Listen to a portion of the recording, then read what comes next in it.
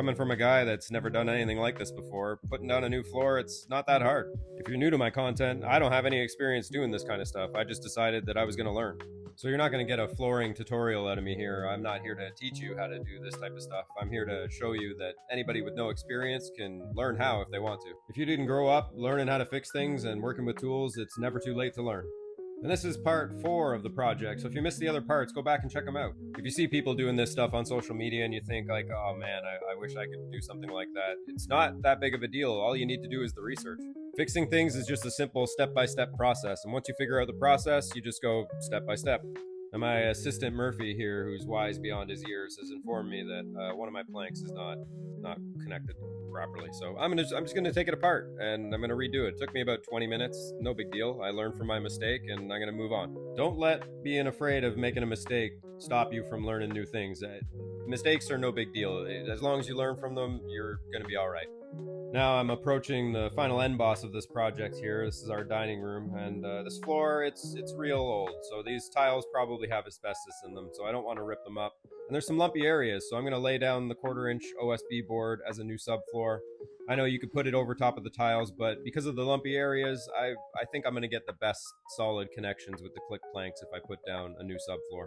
Don't get me wrong, I'm not pumped to spend the extra money on the 1/4-inch OSB board, but I just think I'm going to get the best possible connections if I put this down first. Now, you don't need a lot of tools to do a job like this, but what you do need is definitely some knee pads or something to kneel on, because your knees are going to be barking after a couple hours if you're just kneeling on the ground. This is kind of like a do as I say, not as I do type of situation, because you can see I'm not even using it the whole time, but I learned my lesson. But don't be soft, get in there. A little pain, it just makes you stronger, build some character. You can do this type of thing if you're living in your house too. I mean, look, we have furniture everywhere. We're having to move stuff from room to room. I'll do half the floor, we'll move the rest back onto the floor that's done. It's a beautiful type of chaos, but it's doable. And finding the confidence to learn how to work with tools and fix things doesn't have to start with doing a giant flooring project. I mean, you can start small, start with a cheap tool, start with a small project, just start. What we're going through here is we got to learn everything, and we got to learn it really fast, because we're bringing this property back from the dead, and it's come a long way. You'll see how bad this was at one point, but we're getting there. So I'm almost finished the easy part of this room. Before I get to the staircase, that's going to be a little bit of a challenge. I got to make some really strange cuts and get around that spiral staircase.